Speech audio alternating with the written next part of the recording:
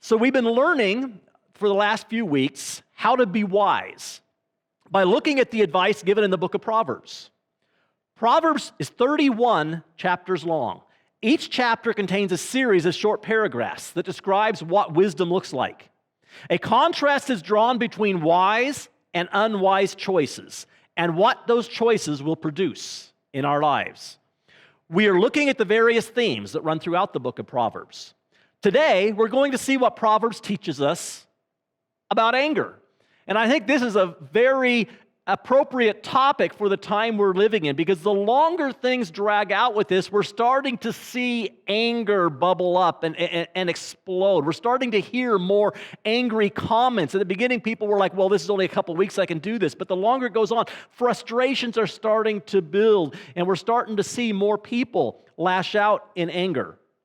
According to the American Psychological Association, anger is an emotion characterized by antagonism towards someone or something that you feel has been deliberately done you wrong. And I want to emphasize that word feel, that you feel. When we're angry, we're not always thinking clearly, and we take everything personally. Everything that is said, we take as a personal attack against us. Or every decision that's made, we take as a personal attack against us. Now, sometimes it is, but not always. And too often than not, we think it's a personal attack, even though it wasn't. So it creates anger in us. They go on to say, anger can be a good thing.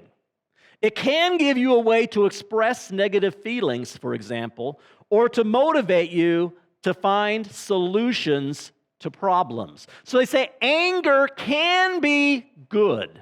Unfortunately, as most of us know, usually it's not. They quickly add to that statement, but excessive anger can cause problems. Every one of us will get angry from time to time. There are times when we have a right to be angry. Even Jesus got angry. Anger in itself isn't bad, as long as we're angry for the right reasons and we use the anger to motivate us to do the right thing instead of simply reacting to the anger that we feel. Unfortunately, most of us allow the anger to control us instead of us taking control of the anger. Anger is a human emotion. Our emotions were given to us by God, but it's what we do with those emotions that determines whether or not we're wise. So let's look at what Proverbs tells us about anger. We'll start with Proverbs 29:22. It says, an angry person stirs up conflict, and a hot-tempered person commits many sins. I've mentioned before that the ancient Hebrew language used pictures to illustrate words. By adding a picture to a word, it helps bring more understanding to what that word actually means. And the picture that accompanied the word anger in this verse in the Hebrew was a person with their nostrils flaring. The anger described here is more than a mild irritation. It's the red-hot, white-knuckled, bulging veins, clenched teeth kind of anger. The hot-tempered person is just as picturesque in the Hebrew. The word picture for hot-tempered was a deadly snake with venom dripping from its fangs. The word literally means full of poison or full of venom. A hot-tempered person is full of poisonous venom that's just waiting to spill out. And this kind of person commits lots of different kinds of sins because anger blinds us with rage. However, anger doesn't have to lead to sin. Ephesians 4:26 says, in your anger, do not sin. The proverb we just read says anger puts us at the doorway to sin. Okay? We get angry. Anger places us at that doorway, and then we have to decide, are we going to allow anger to open that door, and are we going to walk through that door and commit sin? Or will we say, no, I'm here on the doorstep, but I'm walking away. I'm not going to allow the anger to push me over the top. We have to be careful. We don't walk through that door into some place that we shouldn't be. When we don't learn to control our anger, it bubbles up in ways that we don't like. And once it starts to bubble up, it's kind of like a boiling pan of water that keeps pushing the lid off. We keep trying to put it back on, and it keeps pushing it off again. Once the door opens, we suddenly find ourselves doing things and saying things that we never imagined possible. We hear words coming out of our mouths that in other circumstances would make us ashamed. We strike with our fists. We throw things. We scream. We yell. Now, that's something you might expect from a 2-year-old. But a good parent doesn't even allow a 2-year-old to get away with it. A parent's job is to teach their children how to act. And acting out when we get angry is not appropriate behavior. Unfortunately, too many of us didn't learn that when we were young, and we're still doing that. Most of us are no longer 2. We should know better. We should be able to make wiser decisions. Now let's look at Proverbs 30:33.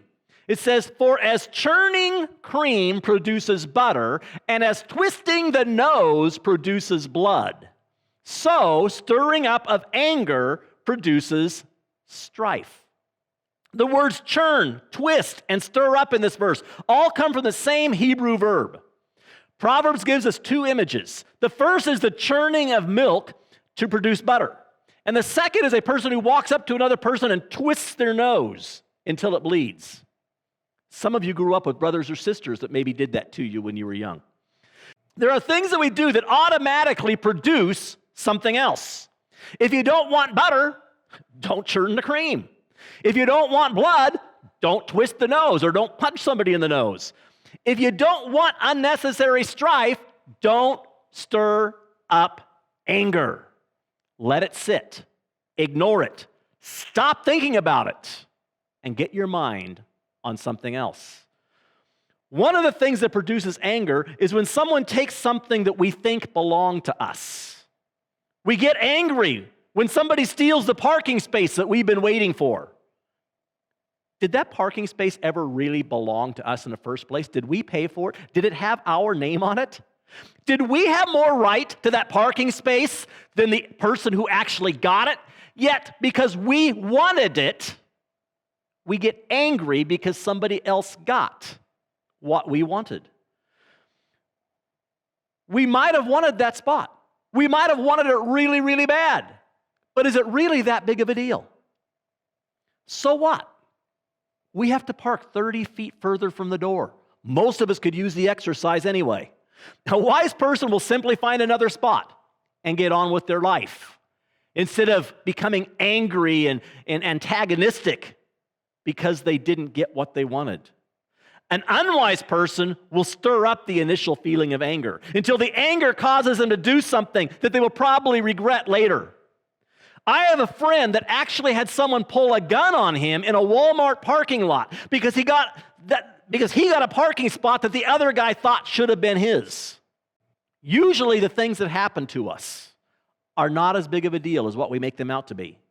When we dwell on the little things that someone did to us, we stir up anger. And anytime we stir up something, it produces something else. According to the proverb that we just read, stirring up anger produces strife. Uncontrolled anger damages our relationships with people. Last week we talked about our words. Proverbs chapter 12, verse 18 said, "The words of the reckless pierce like swords, but the tongue of the wise brings healing." That's a contrast between the words that are spoken by a person whose anger is uncontrolled and the words spoken by a wise man or woman. Uncontrolled anger leads us to say reckless things. Just talk to a parent who, in a fit of rage, kicked his teenage daughter out of the house and hasn't seen her for years. Or talk to a wife who lost her temper and called her husband a loser. And ever since, there's been a distance in the relationship. Just as churning milk produces butter and a twisted nose produces blood, so uncontrolled anger produces strife in our relationships. When the anger is gone and things calm down, the relationship will still be damaged. We can't reverse the damage that was caused. Sometimes it's never repaired. As an illustration for kids, I once gave them all a tube of toothpaste, and I asked them to squeeze out all of the toothpaste onto a plate. Of course, that was easy, and they had a lot of fun doing that. I then told them I would give a $20 bill to anybody that could bring me back the full tube of toothpaste. It didn't take them long to figure out that things come out a lot easier than they go in. And there are some things that can never be put back the way they were. Every one of those kids wished that they had not listened to the first instruction and they had kept the toothpaste in the tube. When we're angry, it's easy for our words to flow. But it's usually wise to wait until our anger dies down before we let the words out. Because once our words are out, it's impossible to take them back in. Proverbs 29:11 says, "Fools give full vent to their rage, but the wise bring calm in the end." How many times have you heard someone say, "I'm just going to vent," or "I'm just going to get this out there"? How many times have you said, "I'm just going to vent"? When we let it all out, it does feel good, doesn't it? Oh, I got that off my chest. Unfortunately, it doesn't usually feel so good the next day or even an hour later. The verse we just read doesn't say that it's never appropriate to vent. There are times where we need to get something out in the open. But before we vent, we need to think about the end result. Will this be something I will regret later? Will this actually help make things better? Or is it going to be churning something? Is it going to be stirring something up that doesn't need to be stirred up? Maybe I should simply walk away and keep this to myself instead of giving full vent and letting the world know how I feel. The wise person will control anger and make things better instead of stirring them up. I know very few people who want to open the door to sin in their lives. I know very few people who want to damage their relationships. I know very few people who want to say things they're going to regret later. Yet every one of us could share about relationships that have been damaged or sins that we've committed or contributed to because we failed to keep our anger in check. Sometimes we might not actually commit the crime ourselves. Sometimes we're an accomplice to a crime simply because we help stir it up and keep it going. Uncontrolled anger will always lead to sin. As we've already said, anger in itself is not always bad. Usually the difference between good anger and bad anger comes down to what we're angry about. A few weeks ago in our study on Jonah, we talked about a question that God asked Jonah. In Jonah 4:4, God asked the question. He said, "Is it right for you to be angry?" More often than not, our anger is selfish anger. We get angry or mad because we don't get our way or because something didn't turn out the way we thought it should. Almost always when we get angry because of the way something affected us, it's not good anger. If we'd actually practice what the Bible teaches and always put the needs of others before our own, we would find that the number of times we feel angry, or the number of times we let that anger explode at least, would be considerably less. Anger's not always wrong, but unjustified or uncontrolled anger will always lead to sin. So how do we control anger? The first step, I think, is to ask the question of ourselves that God asked to Jonah. We need to ask, is my anger justified? Is this something that is worthy of anger? Is it really that big of a deal? Or am I making a mountain out of a molehill? Will being angry make anything better? Or will it just lead to more anger and strife? The second thing we do to control our anger, I put down, check the time. And when I say check the time, I'm not referring to looking at our watch or our phone to see what the physical time is. What I'm referring to is ask yourself, is it time to walk away? Or is it time to take action? Or is it time to talk? If you believe your anger is justified, because you answered that first question, is my anger justified? And you say, yes, it is justified. This is righteous indignation. This is something that God would be concerned with.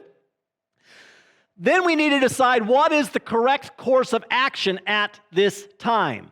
In Ecclesiastes, Solomon says there's a time for everything. He says there's a time to talk and there's a time to be silent. He also says there's a time for war and there's a time for peace. For this message today, I'd like to rephrase that and say there is a time to stand your ground and there is a time to walk away. Proverbs 20, verse 3 says, it's to a person's honor to avoid strife, but every fool is quick to quarrel. This Proverbs isn't telling us to avoid conflict at all costs. It's simply telling us that usually it's wise to avoid a conflict. A wise person, someone who lives with God's wisdom, knows when to avoid conflict, while a foolish person runs into any argument they can. They just love to get into arguments. Wise is the person who learns when to avoid conflict. There are some situations that will only be resolved through conversation. But it's usually better to walk away, at least initially, until things calm down. If we can learn to walk away, we will find out that a lot of things will work themselves out on their own once both parties have a chance to think about it and to let their anger subside a little bit. A disagreement is seldom solved when both people are acting out of anger. So we should walk away and say, I'm too angry to talk about this now. Even if it's something we need to talk about, I'm going to walk away until I can get control of my emotions. And then I can at least talk about it rationally. If after walking away the anger doesn't subside, before going back and confronting the person, it's often helpful to talk to someone else first, which is number 3 in controlling our anger. Talk to someone that can help bring perspective. When we're angry, we're usually not thinking clearly. We need to talk to someone who can correct our stinking thinking. The best place to start is to talk to God. What does God say about this situation? Can we find any scriptures that address this situation? Sometimes it also helps to talk to someone else who is not connected to the situation. But if we're going to talk to someone, we should talk to someone who is actually going to help put out the fire instead of adding fuel to the fire. Unfortunately, when we get angry, we usually seek out those who will help us justify our anger and help stir it up instead of looking for someone that will help put it out. We need to seek out people who have a history of being level-headed. Those who always strive for peace instead of someone who has a history of stirring things up. Someone who always is looking for the next cause to get behind.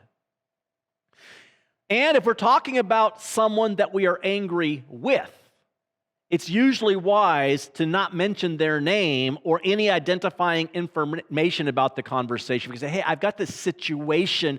Somebody did something, and it's kind of rubbing me the wrong way. And so without telling you who it is or giving you any identifying information, I just want to kind of tell you the situation and get your perspective. What do you think about this? Am I reading too much into it?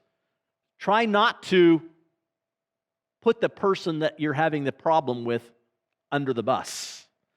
If we choose our words wisely, it is usually possible to talk about a situation without pointing a finger directly at somebody.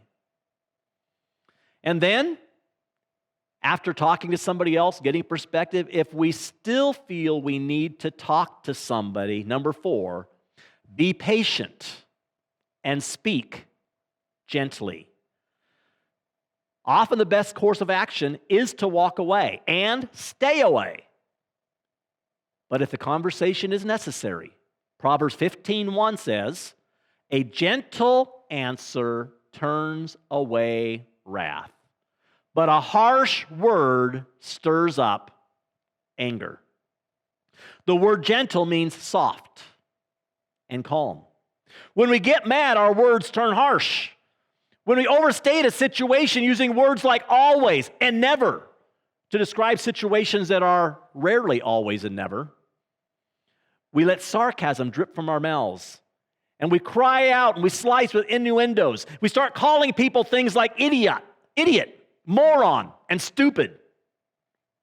Jesus said when we use those kinds of words about somebody, it's as bad as murdering them.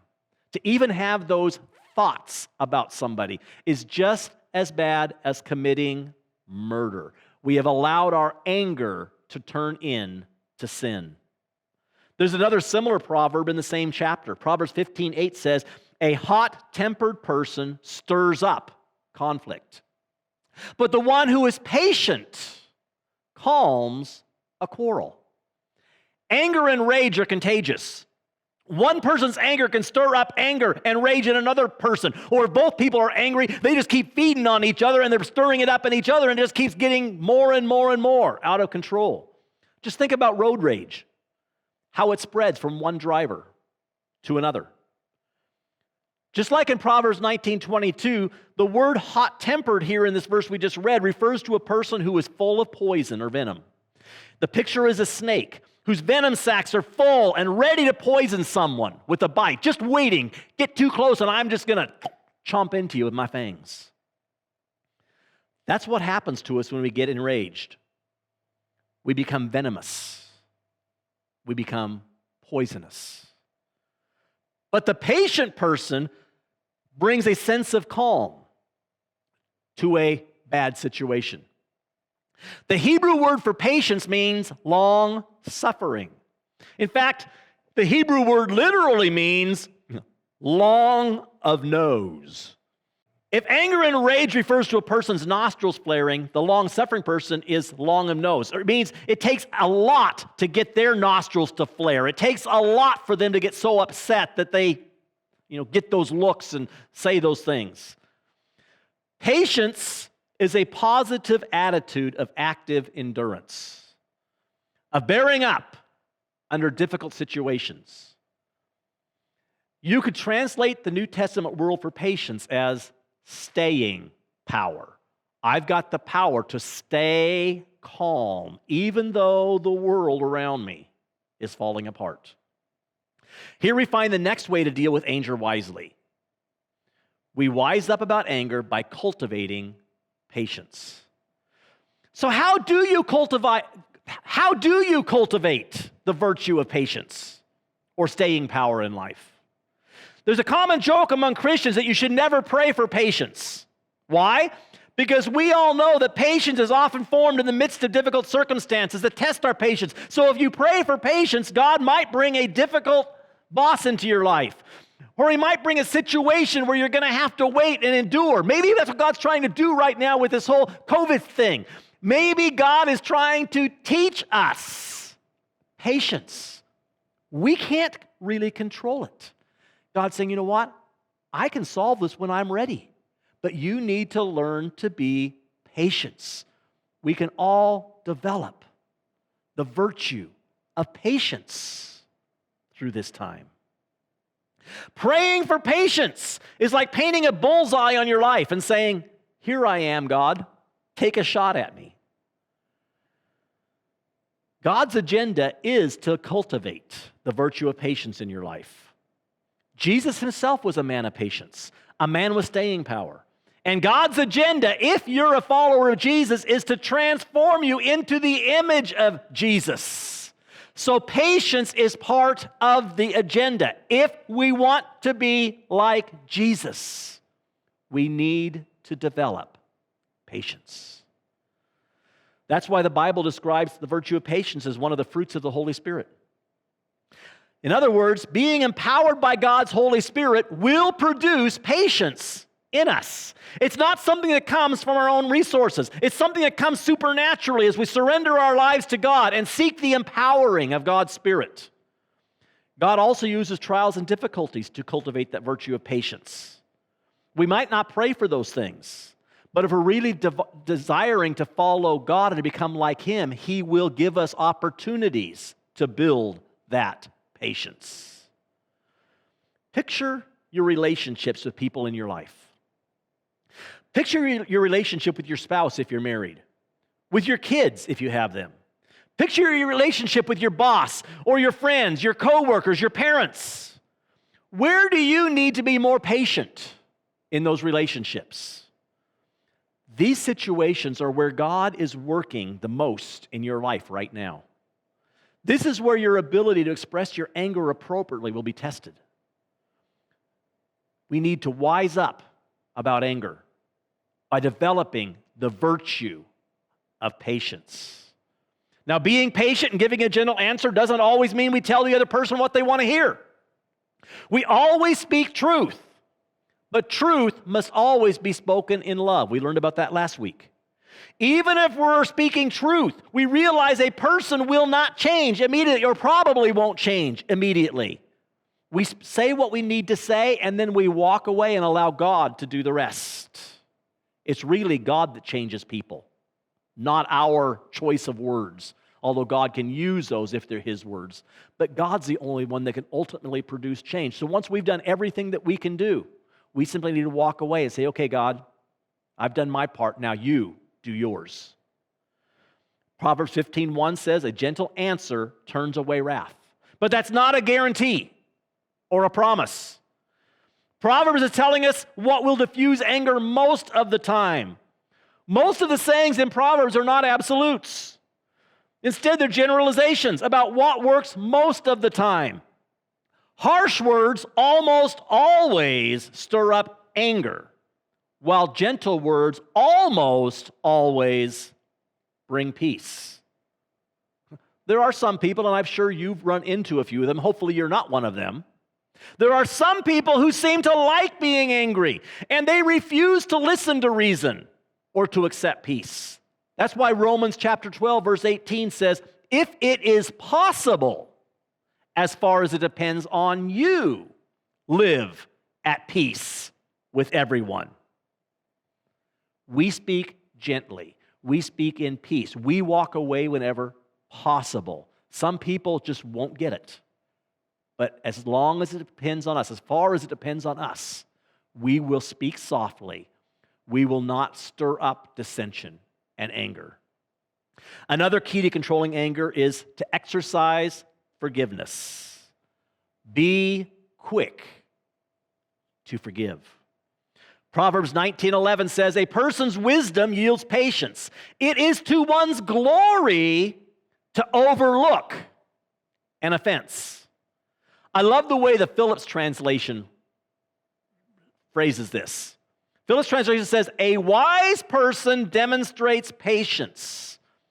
For mercy means holding your tongue when you are insulted. Be quick to forgive and forget it, for you are virtuous when you overlook an offense. Now, I know that sounds a whole lot easier said than done, but following Jesus means learning to express forgiveness. If we find ourselves dwelling over and over again on an offense that has been done against us, then bitterness and resentment will turn into anger. And we will become angry, bitter people.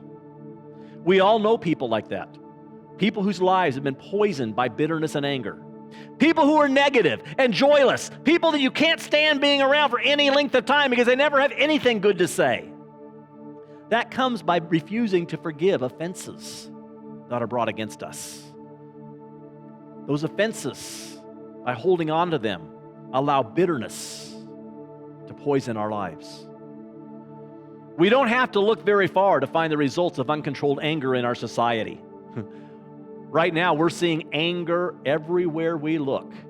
Republicans are angry with Democrats. Democrats are angry with Republicans. Governors are angry with other governors. Governors are angry with their people. People are angry with their governors. We've got people angry about everything. We hear it in our everyday conversations. We see the end result of uncontrolled anger, which manifests itself in hatred and violence. And that's why Jesus equated angry thoughts and angry words with murder. Because murder and violence are simply the fruit. They are the result of uncontrolled anger. Uncontrolled anger opens the door to sin. It damages our relationships. It leads us to say reckless things. Anger is not always wrong, but we need to understand how to deal with our anger by expressing it without exploding, by diffusing it with gentle words, by cultivating the virtue of patience, and by knowing when to walk away and avoid conflict altogether. There are times when our anger is justified, but most of our anger is selfish in nature if we get right down to it. It will never produce anything of value. We need to ask God to remove all unnecessary anger and to help us use righteous anger appropriately. Even righteous anger can do damage instead of good if we let the anger control us instead of learning how to control the anger.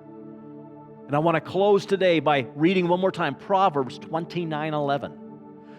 Fools give full vent to their rage, which could also be interpreted anger. Fools give full vent to their anger, but the wise bring calm in the end. Are you a fool who just says whatever comes in, doesn't filter it? When you're mad, you just express it, just get it out there in the open? Or are you one who thinks, what time is it? Is this the time to act? Is this the time to say? Or is this the time to walk away? Is this the time to pray? Wise people learn how to control the anger. And the best way to do that is to turn our anger over to God.